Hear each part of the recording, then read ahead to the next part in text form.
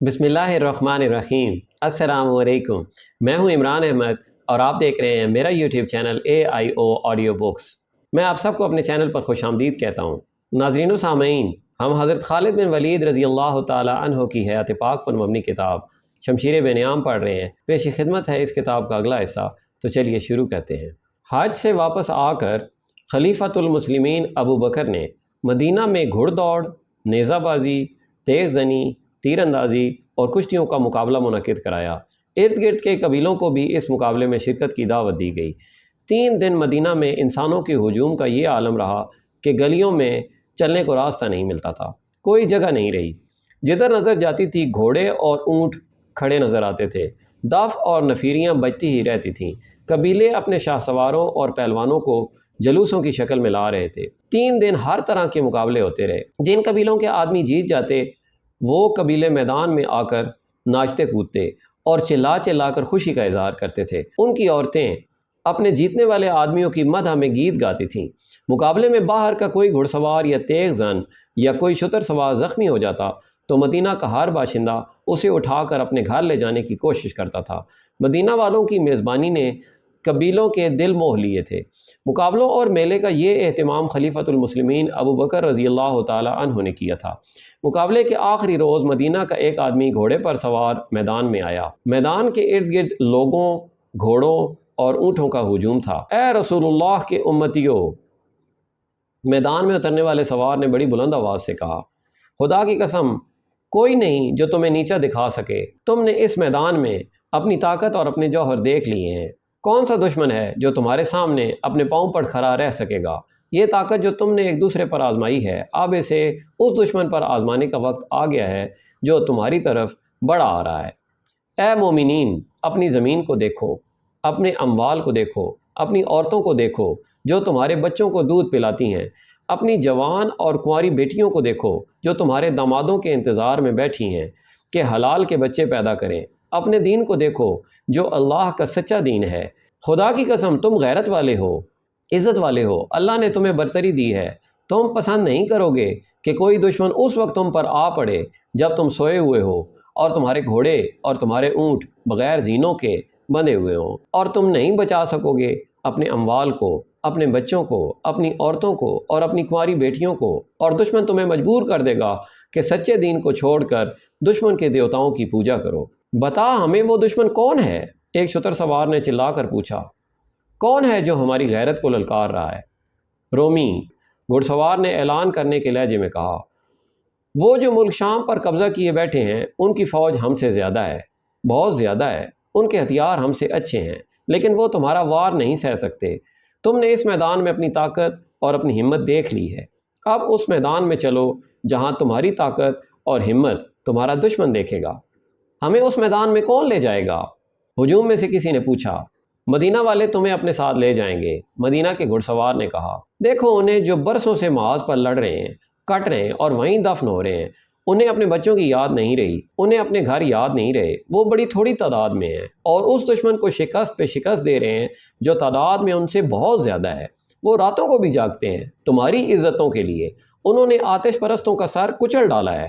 اب رومی رہ گئے ہیں مگر ہمارے مجاہدین تھک گئے ہیں، محاذ ایک دوسرے سے دور ہیں، وہ ہر جگہ فوراً نہیں پہنچ سکتے۔ کیا تم جو غیرت والے اور عزت والے ہو، طاقت اور ہمت والے ہو، ان کی مدد کو نہیں پہنچو گے؟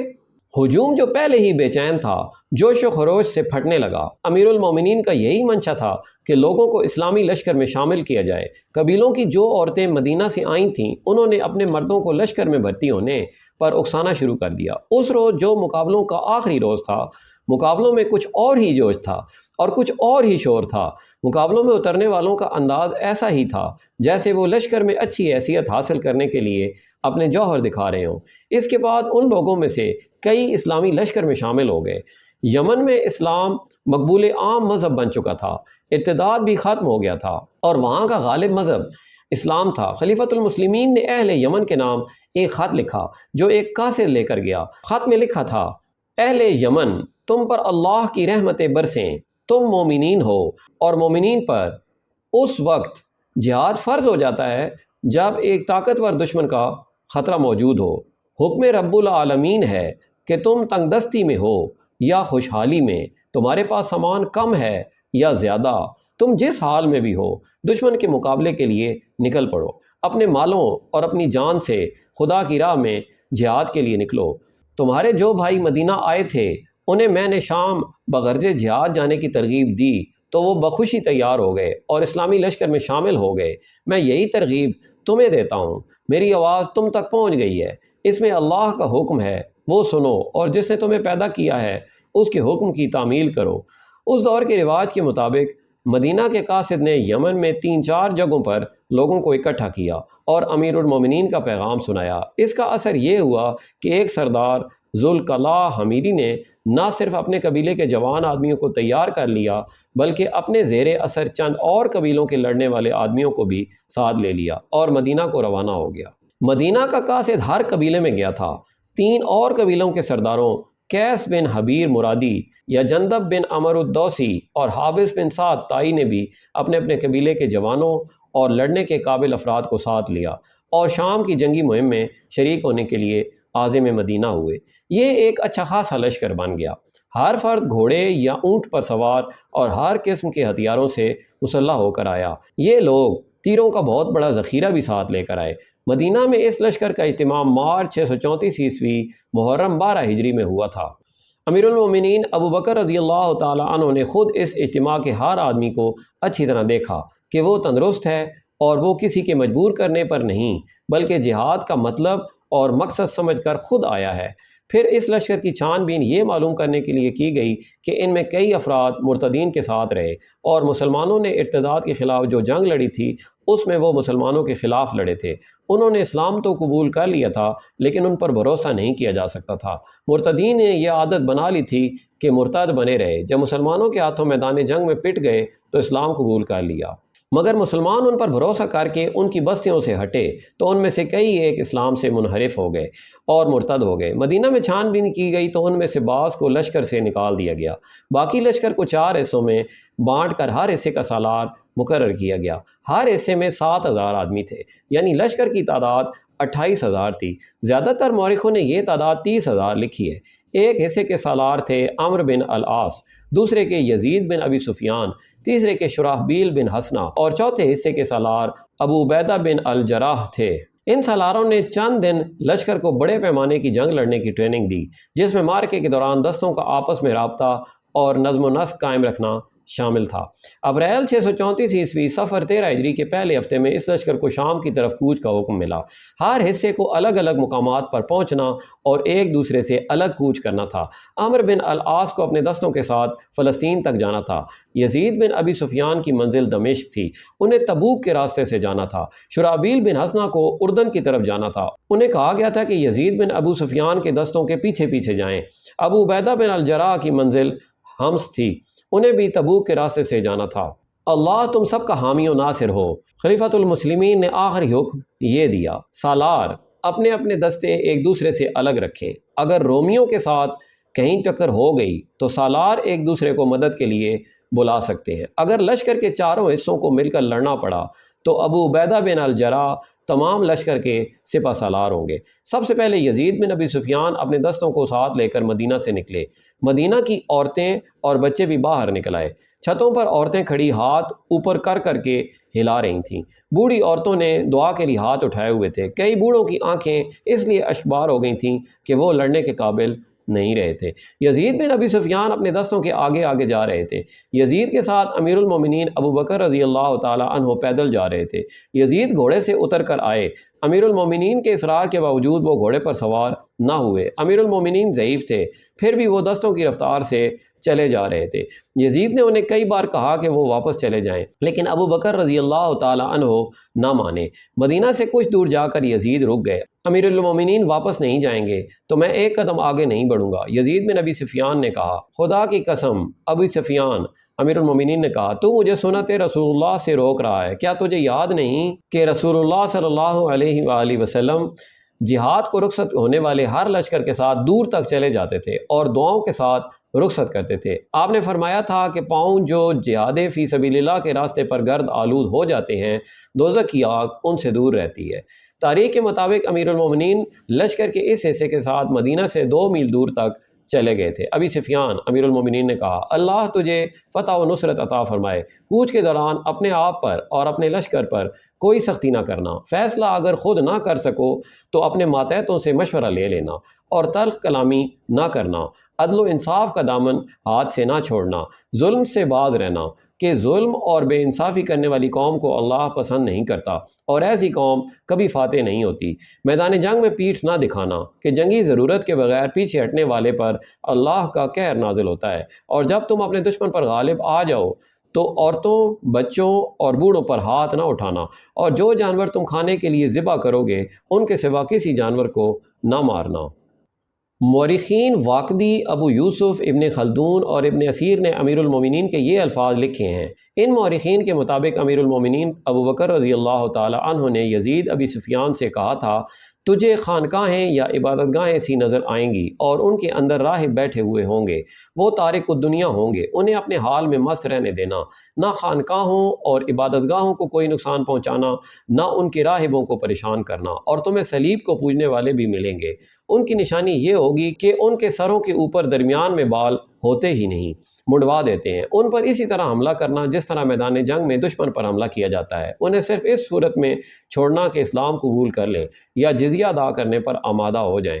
اللہ کے نام پر لڑنا، اعتدال سے کام لینا، غداری نہ کرنا، اور جو ہتھیار ڈال دے اسے بلا وجہ قتل نہ کرنا، نہ ایسے لوگوں کے اعضاء کاٹنا۔ یہ رسول اکرم صلی اللہ علیہ وآلہ وسلم کا طریقہ تھا کہ رخصت ہونے والے ہر لشکر کے ساتھ کچھ دور تک چلے جاتے، سالاروں کو ان کے فرائض یاد دلاتے اور لشکر کو دعاؤں سے رخصت کرتے تھے۔ خلیفہ اول ابو بکر نے رسول اکرم کی پیروی کرتے ہوئے چاروں سالاروں کو آپ ہی کی طرح رخصت کیا۔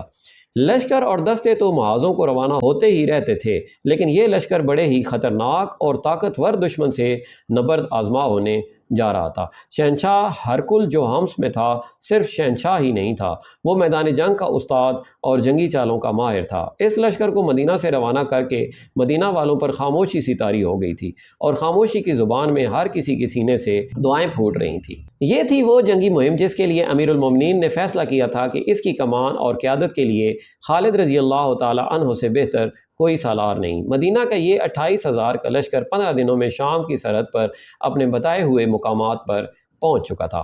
حمص میں شہنشاہ ہرگل کے محل میں وہی شان و شوکت تھی جو شہنشاہوں کے محلات میں ہوا کرتی تھی۔ مدائن کے محل کی طرح حمص کے محل میں بھی حسین اور نوجوان لڑکیاں ملازم تھیں، ناچنے اور گانے والیاں بھی تھیں، اور ایک ملکہ بھی تھی، اور جس کی وہ ملکہ تھی اس کی ملکہ ہونے کی دعوے دار چند ایک اور بھی تھیں۔ شہنشاہ ہرکل کے دربار میں ایک ملزم پیش تھا۔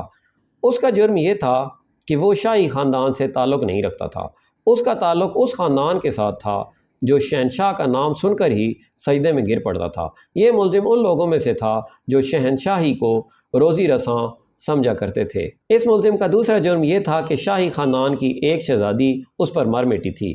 شہزادی غزال کے شکار کو گئی تھی اور جنگل میں کہیں اسے یہ آدمی مل گیا تھا۔ شہزادی نے ایک غزال کو تیر سے معمولی سا زخمی کر دیا تھا اور اس کے پیچھے گھوڑا ڈال دیا تھا، لیکن غزال معمولی زخمی تھا، وہ گھوڑے کی رفتار سے کہیں زیادہ تیز بھاگ رہا تھا۔ اس ملزم نے دیکھ لیا، وہ گھوڑے پر سوار تھا اور اس کے ہاتھ میں برچی تھی۔ اس نے غزال کے پیچھے گھوڑا دوڑا دیا۔ غزال مڑتا تھا تو سوار راستہ چھوڑ کر اس کے قریب پہنچ جاتا تھا۔ وہ غزال کو اس طرف لے جاتا جدھر شہزادی رکی کھڑی تھی۔ شہزادی نے 3-4 تیر چلائے، سب خطا گئے۔ اس جوان اور خوبرو آدمی نے گھوڑے کو ایسا موڑا کہ غزال کے راستے میں آ گیا۔ اس نے برچھی تاک کر پھینکی جو غزال کے پہلو میں لگی اور وہ گر پڑا۔ شہزادی اپنا گھوڑا وہاں لے آئی تو یہ آدمی اپنے گھوڑے سے کود کر اترا اور شہزادی کے گھوڑے کے قدموں میں سجدہ ریز ہو گیا۔ میں اگر شہزادی کے شکار کو شکار کرنے کا مجرم ہوں تو مجھے معاف کر دیا جائے، تو مجھے معاف کر دیا جائے، اس نے ہاتھ جوڑ کر کہا۔ لیکن میں غزال کو شہزادی کے سامنے لے آیا تھا کہ شہزادی اسے شکار کر دے۔ تم شاہ سوار ہو، شہزادی نے مسکرا کر کہا۔ کیا کام کرتے ہو؟ ہر وہ کام کر لیتا ہوں جس سے 2 وقت کی روٹی مل جائے۔ اس آدمی نے کہا۔ صرف چوری نہیں کرتا اور حرام کی نہیں کھاتا۔ تمہیں شہنشاہ ہرکل کی فوج میں ہونا چاہیے، شہزادی نے کہا۔ میں تجھے محل کے محافظوں میں شامل کروں گی۔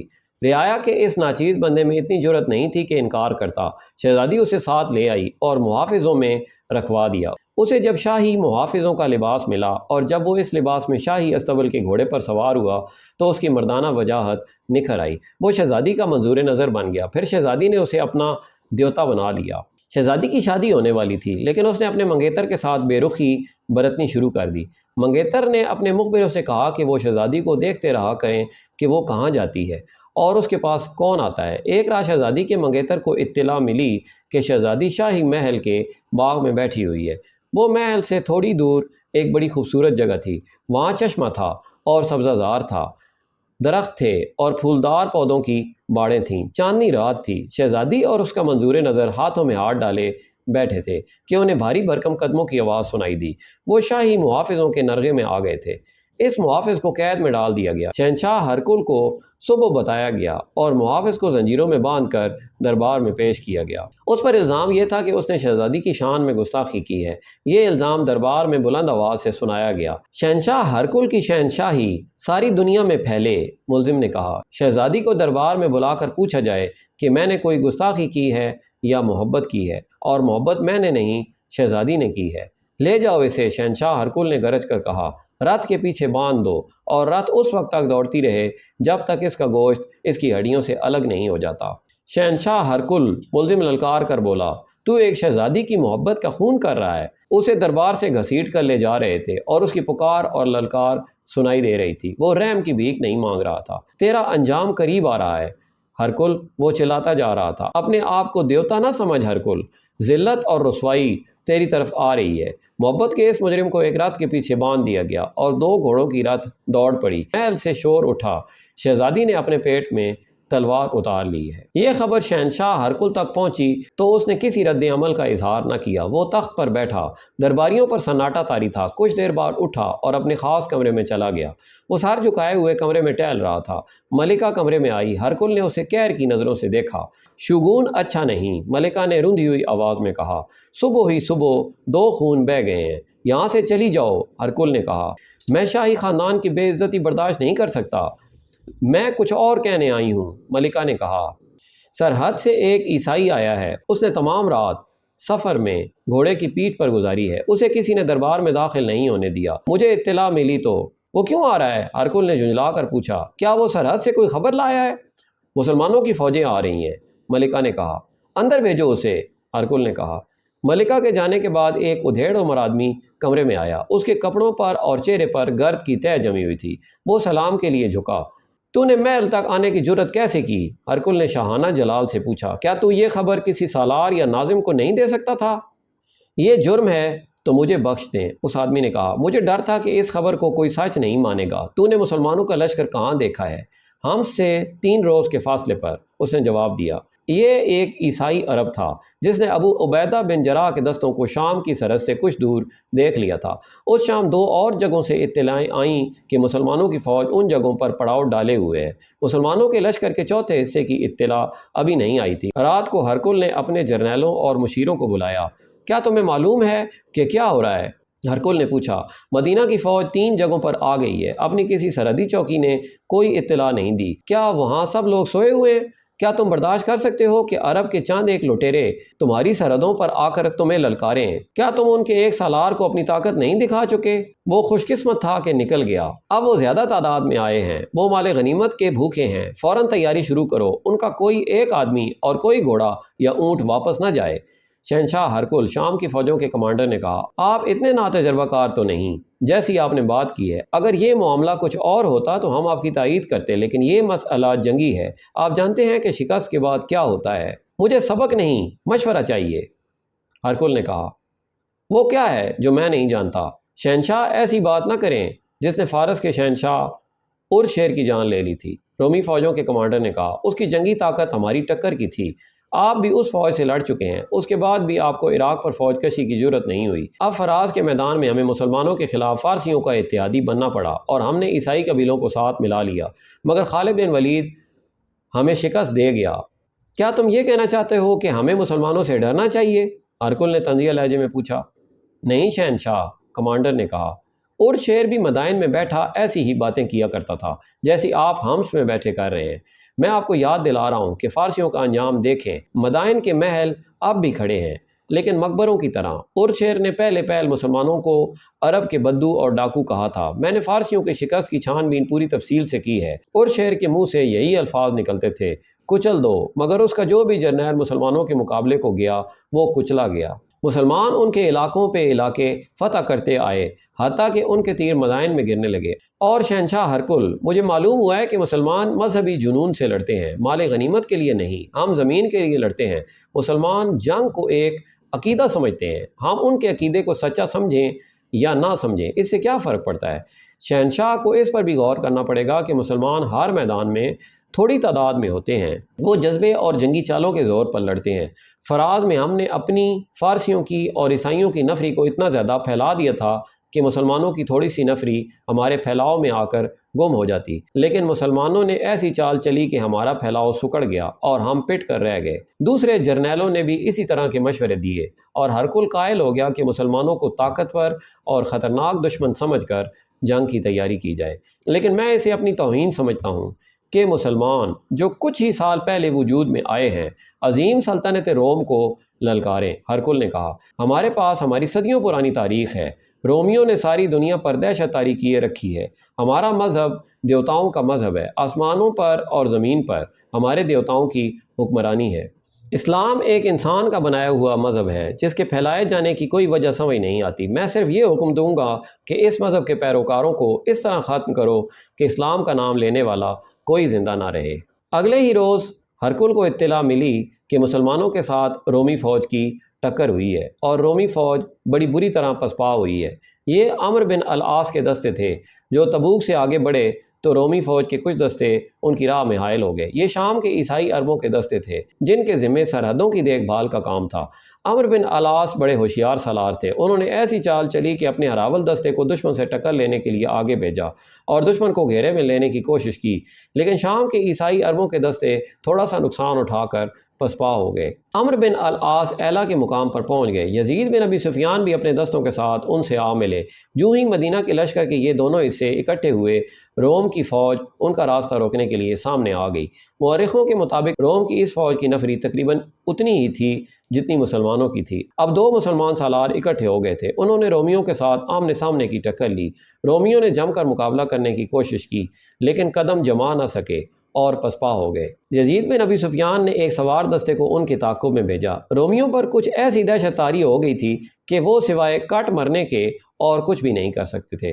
شہنشاہ ہرکل کو جب اپنے دستوں کی اس پسپائی کی اطلاع ملی تو وہ آگ بگولا ہو گیا۔ اس نے اپنے جرنیلوں کو ایک بار پھر بلایا اور حکم دیا کہ زیادہ سے زیادہ فوج اکٹھی کر کے شام کی سرحد کے باہر کسی جگہ مسلمانوں کے ساتھ جنگ لڑی جائے اور انہیں وہیں ختم کیا جائے۔ مسلمان سالاروں نے ان جگہوں سے جہاں وہ پڑاؤ ڈالے ہوئے تھے چند آدمیوں کو اپنے زیر اثر لے لیا اور انہیں بے انداز انعام و اکرام کا لالچ دیا، جس کے عوض وہ مسلمانوں کے لیے جاسوسی کرنے پر آمادہ ہو گئے۔ چند دنوں میں ہی وہ مطلوبہ خبریں لے آئے۔ ان کی رپورٹوں کے مطابق رومی جو فوج اکٹھی کر رہے تھے اس کی تعداد 1 لاکھ سے کچھ زیادہ تھی۔ اس فوج کا ایک حصہ اجنا دین کی طرف کوچ کر رہا تھا۔ جاسوسوں نے یہ اطلاع بھی دی کہ رومی فیصلہ کن جنگ کے لیے تیار ہو کر آ رہے ہیں۔ جاسوسوں نے تیاریوں کی پوری تفصیل بیان کی۔ ابو عبیدہ بن الجراح کو امیر المومنین نے یہ حکم دیا تھا کہ لشکر کے چاروں حصوں کو اکٹھے لڑنا پڑا تو وہ یعنی ابو عبیدہ پورے لشکر کے سالار ہوں گے۔ صورت ایسی پیدا ہو گئی تھی کہ لشکر کے چاروں حصوں کو اکٹھا ہونا پڑا۔ ابو عبیدہ نے پورے لشکر کی کمان لے لی لیکن لشکر کو مکمل طور پر ایک جگہ اکٹھا نہ ہونے دیا۔ اس کے ساتھ ہی انہوں نے امیر المومنین کو تیز رفتار قاصد کے ہاتھ پیغام بھیجا جس میں مکمل صورتحال لکھی اور یہ بھی کہ رومیوں کی تعداد 1 لاکھ سے زیادہ ہوگی۔ یہ تھے وہ حالات جن کے پیش نظر امیر المومنین نے خالد کو حکم بھیجا تھا کہ وہ شام کی سرحد پر اس جگہ پہنچیں جہاں مدینہ کا لشکر خیمہ زن ہے۔ اس حکم میں یہ بھی لکھا تھا کہ اپنا لشکر کچھ مشکلات میں الجھ گیا ہے۔ اس پیغام نے خالد کو پریشان کر دیا تھا۔ یہ سنایا جا چکا ہے کہ انہوں نے امیر المومنین کے حکم کے مطابق اپنے لشکر کو 2 حصوں میں تقسیم کیا۔ ایک حصہ مسنع بن حارثہ کے حوالے کر دیا۔ خالد رضی اللہ تعالی عنہ نے فوری کوچ کا حکم دے دیا۔ انہوں نے جب فاصلے کا اندازہ کیا تو وہ اتنا زیادہ تھا کہ خالد کو وہاں پہنچتے بہت دن لگ جاتے۔ انہیں ڈر تھا کہ اتنے دن ضائع ہو گئے تو معلوم نہیں کیا ہو جائے گا۔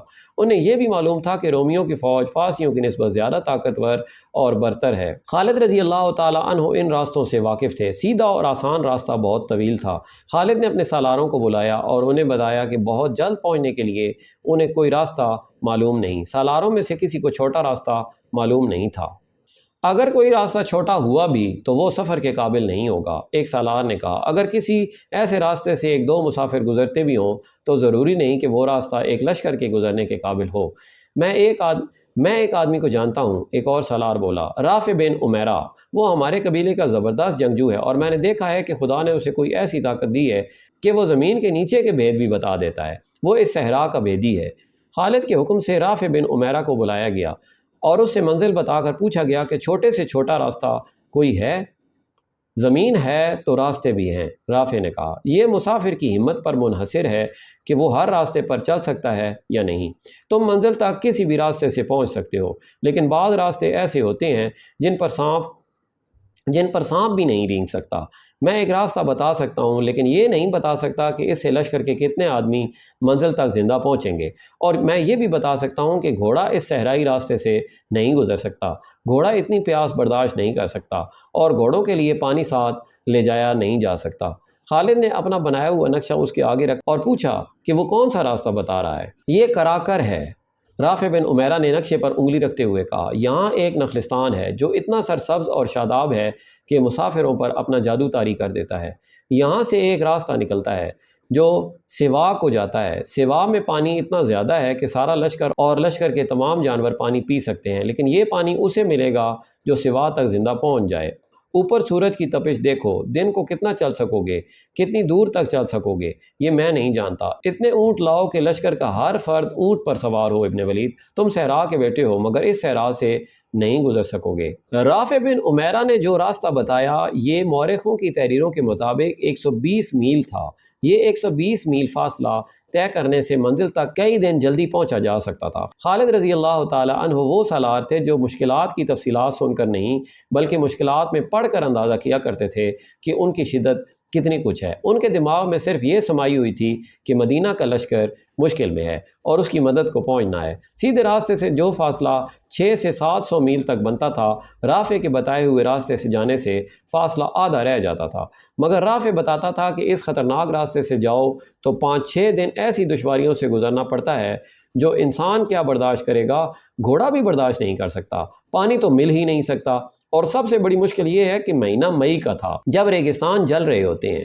خدا کی قسم ابن ولید، ایک سالار نے کہا، تو اتنے بڑے لشکر کو اس راستے پر نہیں لے جائے گا جو تباہی کا اور بہت بری موت کا راستہ ہوگا، اور جس کا دماغ صحیح ہوگا وہ اس راستے پر نہیں جائے گا۔ ایک اور سالار نے کہا، ہم اسی راستے سے جائیں گے۔ خالد نے ایسی مسکراہٹ سے کہا جس میں عجیب سی سنجیدگی تھی، ہم پر فرض ہے کہ تیری اطاعت کریں۔ رافع بن عمیرہ نے کہا، لیکن ایک بار پھر سوچ لے، میں وہ حکم دیتا ہوں جو حکم اللہ مجھے دیتا ہے۔ خالد نے کہا، ہارتے وہ ہیں جن کے ارادے کمزور ہوتے ہیں، اللہ کی خوشنودی ہمیں حاصل ہے، اور پھر اللہ کی راہ میں جو مصیبتیں آئیں گی ہم کیوں نہ انہیں بھی برداشت کریں۔ یہ واقعہ اور یہ گفتگو طبری نے ذرا تفصیل سے بیان کی ہے۔ خالد کے سالاروں نے ان کے عزم کی یہ پختگی دیکھی تو سب نے پرجوش لہجے میں لبیک کہی۔ ان میں سے کسی نے کہا، ابن ولید، تجھ پر اللہ کا کرم، وہ کر جو تو بہتر سمجھتا ہے، ہم تیرے ساتھ ہیں۔ خالد رضی اللہ تعالیٰ عنہ نے اس سفر پر روانگی سے پہلے ایک حکم یہ دیا تھا کہ لشکر کا ہر فرد اونٹ پر سوار ہوگا، گھوڑے سواروں کے بغیر پیچھے پیچھے چلیں گے۔ دوسرا حکم یہ کہ عورتوں اور بچوں کو مدینہ بھیج دیا جائے۔ سالاروں کو خالد نے کہا تھا کہ تمام لشکر کو اچھی طرح بتا دیں کہ وہ ایسے راستوں پر جا رہے ہیں جس راستے سے پہلے کبھی کوئی لشکر نہیں گزرا۔ ہر کسی کو ذہنی طور پر تیار کیا جائے۔ مئی کا مہینہ اونٹوں کی فراہمی میں گزر گیا۔ جون 634 عیسوی ربیع الاخر 13 ہجری کا مہینہ شروع ہو گیا۔ اب تو صحرا جل رہا تھا۔ خالد نے کوچ کا حکم دے دیا۔ ان کے ساتھ 9000 مجاہدین تھے جو اس خودکش سفر پر جا رہے تھے۔ کراکر تک سفر ویسا ہی تھا جیسا اس لشکر کا ہر سفر ہوا کرتا تھا۔ وہ سفر کراکر سے شروع ہونا تھا جسے مسلمان مورخوں نے اور یورپی مورخوں نے بھی تاریخ کا سب سے خطرناک اور بھیانک سفر کہا ہے۔ مسنا بن حارثہ کراکر تک خالد کے ساتھ گئے۔ مسنا کو ہیرا واپس آنا تھا۔ کراکر سے جس قدر پانی ساتھ لے جایا جا سکتا تھا مشکیزوں میں بھر لیا گیا۔ مٹکے بھی اکٹھے کر لیے گئے تھے، ان میں بھی پانی بھر لیا گیا۔ اگلی صبح جب لشکر روانہ ہونے لگا تو مصعب بن حارثہ خالد سے اور ان کے سالاروں سے گلے لگ کے ملے۔ یعقوبی اور ابن یوسف نے لکھا ہے کہ مصعب بن حارثہ پر رکت طاری ہو گئی تھی، ان کے منہ سے کوئی دعا نہ نکلی، آنکھوں سے آنسو نکل آئے، دعائیں ان کے دل میں تھیں۔ انہیں یقین نہیں تھا کہ وہ خالد کو اور ان 9000 مجاہدین کو پھر کبھی دیکھ سکیں گے۔ خالد اونٹ پر سوار ہونے لگے تو رافع بن عمیرہ دوڑتا آیا۔ ابن ولید، رافع نے خالد کے دونوں کندھوں پر ہاتھ رکھ کر کہا، اب بھی سوچ لے، راستہ بدل لے، اتنی جانوں کے ساتھ مت کھیل۔ ابن عمیرہ، خالد نے غصے سے کہا، اللہ تجھے غارت کرے، مجھے اللہ کی راہ سے مت رو، یا مجھے وہ راستہ بتا جو مجھے مدینہ کے لشکر تک جلدی پہنچا دے۔ تو نہیں جانتا تو ہٹ میرے سامنے سے اور حکم مان جو میں نے دیا ہے۔ رافع خالد کے آگے سے ہٹ گیا۔ خالد اونٹ پر سوار ہوئے اور لشکر چل پڑا۔ سب سے آگے رافع کا اونٹ تھا، اسے راہ بری کرنی تھی۔ مصنع کھڑے دیکھتے رہے۔ انہوں نے اپنے ساتھیوں سے کہا، امیر المومنین نے ٹھیک کہا تھا کہ اب کوئی ماں خالد جیسا بیٹا پیدا نہیں کرے گی۔ وہی صحرا جو رات کو خنک تھا، سورج نکلتے ہی تپنے لگا، اور جب سورج اور اوپر آیا تو زمین سے پانی کے رنگ کے شعلے اٹھنے لگے۔ پانی کے رنگ کا جھلمل کرتا ایک پردہ تھا جو آگے آگے چل رہا تھا، اس کے آگے کچھ پتہ نہیں چلتا تھا کہ کیا ہے۔ جون کا سورج جب سر پر آیا تو لشکر کے افراد ایک دوسرے کو پہچان نہیں سکتے تھے۔ ہر کوئی زمین سے اٹھتی ہوئی تپش کے لرزتے پردے میں لرزتا، کانپتا یا لٹکے ہوئے باریک کپڑے کی مانند لہروں کی طرح ہلتا نظر آتا تھا۔ مجاہدین نے ایک جنگی ترانہ مل کر گانا شروع کر دیا۔ خالد رضی اللہ تعالیٰ عنہ نے انہیں روک دیا کیونکہ بولنے سے پیاس بڑھ جانے کا امکان تھا۔ اونٹ کئی دنوں تک پیاسا سفر کر سکتا ہے، لیکن انسان پیدل جا رہا ہو یا اونٹ یا گھوڑے پر سوار ہو، وہ چند گھنٹوں سے زیادہ پیاس برداشت نہیں کر سکتا۔ پہلی شام جب پڑاؤ ہوا تو تمام لوگ پانی پر ٹوٹ پڑے، ان کے جسم جل رہے تھے، کھانے کی جگہ بھی انہوں نے پانی پی لیا۔ دوسرے دن لشکر کا ہر آدمی محسوس کرنے لگا کہ یہ وہ صحرا نہیں جس میں انہوں نے بے شمار سفر کیا ہے، یہ تو جہنم ہے جس میں وہ چلے جا رہے ہیں۔ ایک تو تپش تھی جو جلا رہی تھی، دوسرے ریت کی چمک تھی جو آنکھیں نہیں کھولنے دیتی تھی۔ ریت کا سمندر تھا بلکہ یہ آگ کا سمندر تھا، اور لشکر شعلوں میں تیرتا جا رہا تھا۔ تیسرے روز کا سفر اس طرح ہولناک اور اذیت ناک ہو گیا کہ ٹیلوں اور نشیب و فراز کا علاقہ شروع ہو گیا تھا۔ یہ ریت اور مٹی کے ٹیلے تھے جو آگ کی دیواروں کی مانند تھے۔ پہلے تو لشکر سیدھا جا رہا تھا، اب تھوڑے تھوڑے فاصلے پر مڑنا پڑتا تھا۔ دیواروں جیسے ٹیلے مجاہدین کو جلا رہے تھے۔ یہاں سب سے زیادہ خطرہ بھٹک جانے کا تھا۔ بعض دیواروں جیسے ٹیلوں کے درمیان جگہ اتنی تنگ تھی کہ اونٹ دونوں طرف رگڑ کھا کر گزرتے تھے۔ اونٹ بدک جاتے تھے کہ ان کے جسموں کے ساتھ گرم لوہا لگایا گیا ہے۔ تیسری شام پڑاؤ ہوا تو سب کے منہ کھلے ہوئے تھے، وہ آپس میں بات بھی نہیں کر سکتے تھے۔ اس شام لشکر نے پانی پیا تو یہ ہولناک انکشاف ہوا کہ باقی سفر کے لیے پانی نہیں رہا۔ پانی کا ذخیرہ 5 دنوں کے لیے کافی تھا، مگر یہ تیسرے روز ختم ہو گیا۔ راستے میں بھی مجاہدین پانی پیتے تھے۔ چوتھا دن قیامت سے کم نہ تھا، پانی کی ایک بوند نہیں تھی۔ پیاس کا اثر جسمانی ہوتا ہے اور ایک اثر صحرا کا اپنا ہوتا ہے جو ذہن کو بگاڑ دیتا ہے۔ یہ ہوتی ہے وہ کیفیت جب سراب نظر آتے ہیں، پانی اور نخلستان دکھائی دیتے ہیں، شہر اور سمندری جہاز نظر آتے ہیں اور مسافر انہیں حقیقت سمجھ لیتے ہیں۔ ریت کی چمک کا اثر بھی بڑا ہی خوفناک تھا۔ لشکر میں کسی نے چلا کر کہا، وہ پانی آ گیا ہے، میں پہلے پیوں گا، اور وہ آدمی چلتے اونٹ سے کود کر ایک طرف دوڑ پڑا۔ 3-4 مجاہدین اس کے پیچھے گئے۔ اسے اللہ کے سپرد کرو۔ رافع بن عمیرہ نے دور سے کہا، صحرا نے قربانیاں وصول کرنی شروع کر دی ہیں، اس کے پیچھے مت دوڑو، سب مرو گے۔ تھوڑی دیر بعد ایک مجاہد بے ہوش ہو کر اونٹ سے گرا۔ وہ اٹھا اور اونٹ کی طرف آنے کے بجائے دوسری طرف چل پڑا۔ کوئی بھی اس کے پیچھے نہ گیا۔ پیچھے نہ جانے کی ایک وجہ یہ بھی تھی کہ سب کی آنکھیں بند تھیں۔ ریت کی چمک اور تپش آنکھیں کھولنے ہی نہیں دیتی تھی۔ چوتھا دن جو پانی کے بغیر گزر رہا تھا، صحیح معنوں میں جہنم کے دنوں میں سے ایک تھا۔ ایسے لگتا تھا جیسے سورج اور نیچے آ گیا ہو۔ پہلے تو سب خود آنکھیں بند رکھتے تھے کیونکہ چمک اور تپش آنکھوں کو جلاتی تھی، اب آنکھیں کھلتی ہی نہیں تھیں۔ اونٹ تک ہارنے لگے تھے۔ کوئی اونٹ بڑی خوفناک آواز نکالتا، بیٹھنے کے لیے انگلی ٹانگیں دوری کرتا اور ایک پہلو پر لڑک جاتا۔ سوار بھی گرتا مگر اس میں اٹھنے کی ہمت نہیں ہوتی تھی۔ لشکر میں ہر کسی کی آنکھیں بند تھیں اور دماغ بیکار ہو گئے تھے۔ انہیں محسوس ہی نہیں ہوتا تھا کہ ان کا کوئی ساتھی اونٹ سے گر پڑا ہے، یا یہ کہ اس کا اونٹ بھی گر پڑا ہے اور اسے اٹھا کر اپنے ساتھ اونٹ پر بٹھا لے۔ سراب کا شکار ہونے والوں کی تعداد بڑھتی جا رہی تھی۔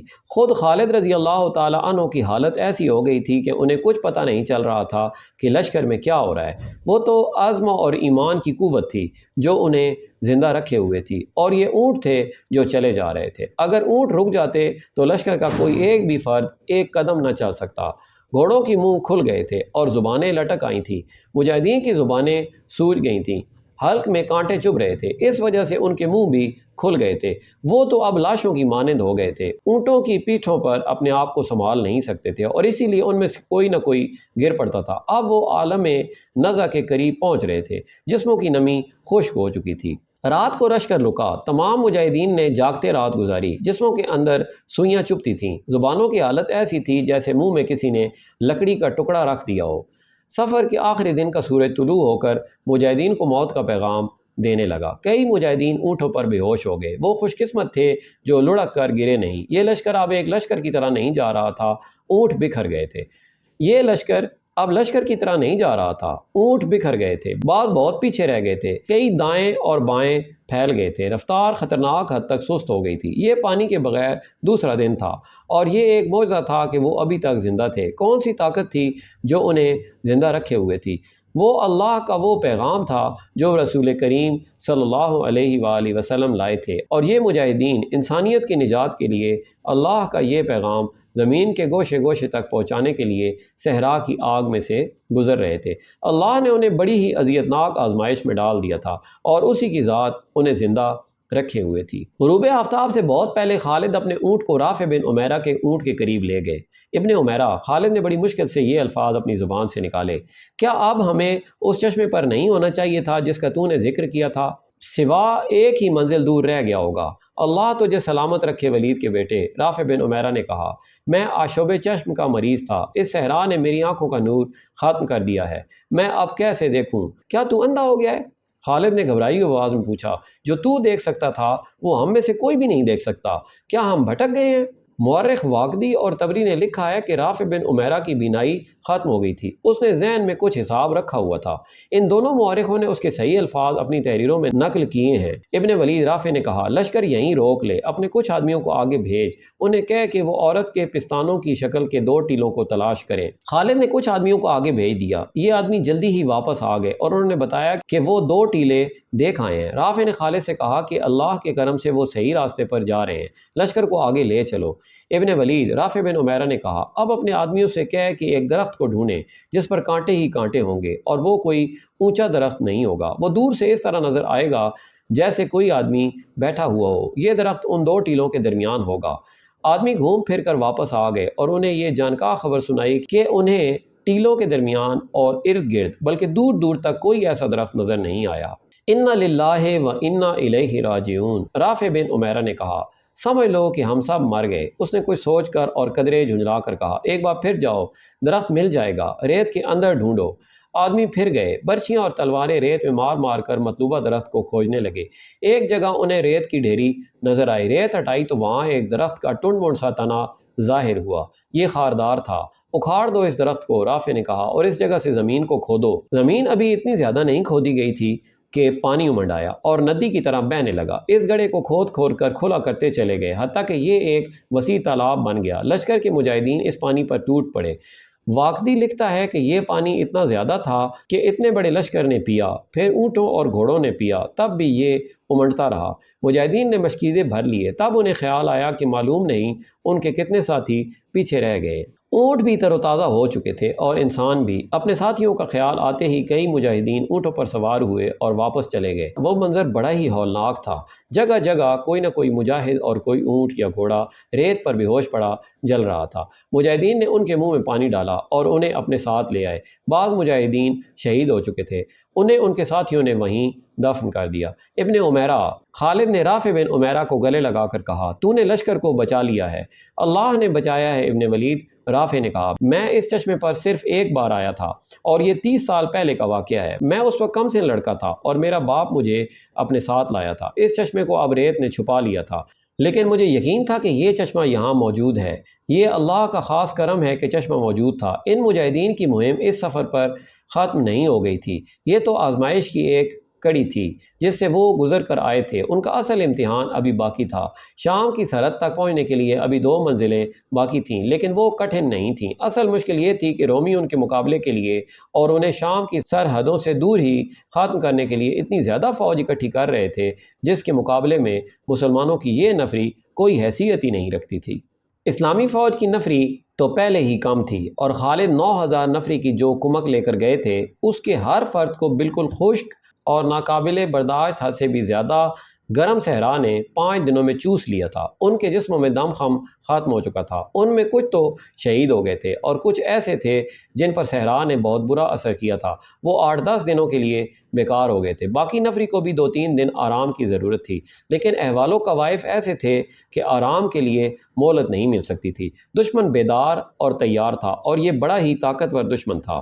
اس وقت کے ملک شام پر رومی حکمران تھے، اور ان کی فوج اس دور کی مشہور طاقتور اور مضبوط فوج تھی۔ اس دور میں 2 ہی شہنشاہی فوجیں مشہور تھیں، ایک فارس کی اور دوسری رومیوں کی۔ دور دور تک ان دونوں فوجوں کی دھاک بیٹھی ہوئی تھی۔ نفری زیادہ ہونے کے علاوہ ان کے ہتھیار بھی برتر تھے۔ روم کی فوج کے متعلق تاریخ نویس میں لکھا ہے کہ جس راستے سے گزرتی تھی اس راستے کی بستیاں خالی ہو جاتی تھیں۔ فارس کی جنگی طاقت کو تو مسلمانوں نے بڑی تھوڑی نفری سے ختم کر دیا تھا اور عراق کے بے شمار علاقے پر قبضہ کر لیا تھا۔ اب مسلمان دوسری بڑی جنگی طاقت کو للکار رہے تھے۔ رومی اکیلے نہیں تھے، ان کا اتحادی غسان کا بڑا ہی طاقتور قبیلہ تھا۔ رومی جب ان علاقوں میں آئے تھے تو غسان واحد قبیلہ تھا جس نے رومیوں کا مقابلہ کیا تھا۔ یہ مقابلہ چند دنوں یا مہینوں میں ختم نہیں ہو گیا تھا، بلکہ غسانی بڑی لمبی مدت تک لڑتے رہے تھے۔ رومیوں نے شام کے وسیع علاقے پر قبضہ کر لیا تو بھی غسانی لڑتے رہے۔ وہ رومی فوج کی سرحدی چوکیوں پر شبخون مارتے رہے اور کبھی رومیوں کے مقبوضہ علاقے میں دور اندر جا کر بھی حملے کرتے تھے۔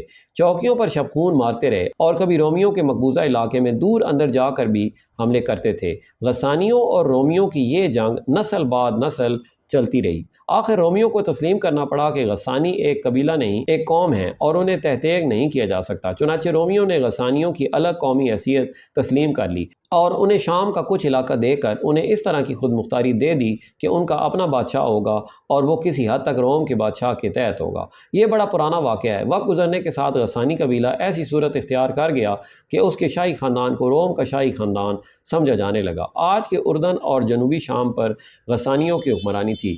یہ بھی رومیوں کی طرح ایک بادشاہی تھی جس کی فوج منظم اور طاقتور تھی اور اسے ہتھیاروں کے معاملے میں بھی برتری حاصل تھی۔ اس بادشاہی کا پایہ تخت بصرہ تھا۔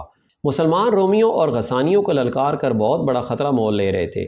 جنگ کا یہ دستور ہے کہ حملہ آور فوج کی نفری اس ملک کی فوج سے 3 گنا نہ ہو تو دگنی ضرور ہونی چاہیے، کیونکہ جس فوج پر حملہ کیا جاتا ہے وہ کلہ بند ہوتی ہے اور وہ تازہ دم بھی ہوتی ہے۔ حملہ آور فوج بڑا لمبا سفر کر کے آتی ہے، اس لیے وہ تازہ دم نہیں ہوتی۔ جس فوج پر حملہ کیا جاتا ہے وہ اپنے ملک میں ہوتی ہے جہاں اسے رسد اور کمک کی سہولت موجود ہوتی ہے۔ اس کے مقابلے میں حملہ آور فوج اس سہولت سے محروم ہوتی ہے۔ وہاں کا بچہ بچہ حملہ آور فوج کا دشمن ہوتا ہے۔ مسلمان جب شام پر حملہ کرنے گئے تو ان کی نفری 37,000 تھی۔ 28,000 پہلے وہاں موجود تھی اور 9,000 خالد رضی اللہ تعالیٰ عنہ لے کر گئے تھے۔ یہ 9,000 مجاہدین فوری طور پر لڑنے کے قابل نہیں تھے۔